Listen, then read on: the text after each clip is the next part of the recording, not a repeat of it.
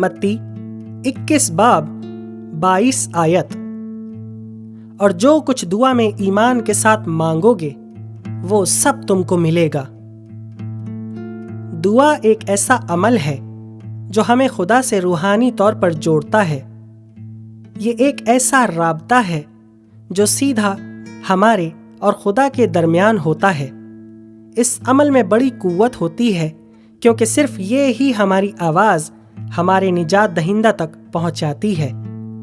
दुआ के ज़रिए ही हम अपनी सारी मुश्किलात को खुदा के हजूर रखकर उससे उनका हल मांगते हैं।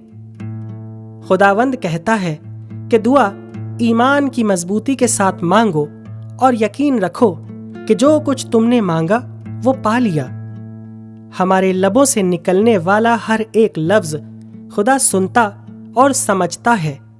बस ईमान से मांगना जरूरी है ताकि उस दुआ की कबूलियत मुमकिन हो।